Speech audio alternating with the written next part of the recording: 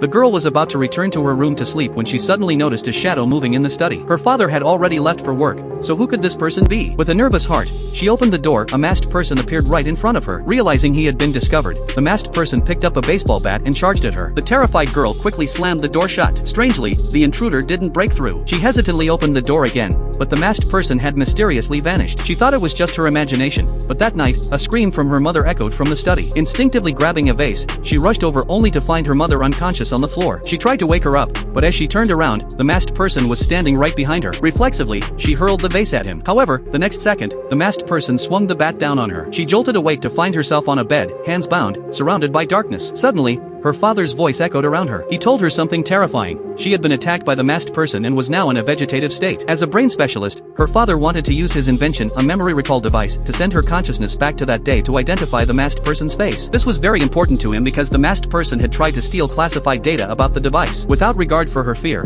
her father sent her back to the day of the incident again. But the girl was overwhelmed with fear and begged her father to stop the experiment. She couldn't face a ruthless criminal alone, yet her father didn't listen at all. Desperate to escape this world, she tried to send a distress message via the computer, but the screen was blank. Even the books had no words in them. She suddenly remembered what her father had said earlier. Inside memory fragments, she couldn't communicate with others or see things that didn't exist in her memory. Realizing this, she quickly hid in the wardrobe in the study to wait for the masked person to appear. Soon enough, the masked man showed up. Then came her mother's scream. The girl instinctively rushed out from the wardrobe but was terrified by the intruder's appearance. In a flash, the masked person charged at her. She tried to run, but he suddenly blocked the doorway and knocked her out again. Another failed attempt. Her father was furious with her performance. He sent her back into the memory again and again. Despite countless tries, she never succeeded. Her father, now in a frenzy, kept pushing forward. Unable to watch anymore, his female assistant angrily turned off the computer. The memory device shut down, and the girl's consciousness was left trapped in endless darkness. At that moment, her father appeared and expressed his deep love for his daughter. Though the classified data was important, it was nothing compared to her. The only reason he had been so desperate to find the truth was to avenge her. The girl felt her father's love and resolved to return to the memory to uncover the truth. She entered the study and cleared out everything in the room,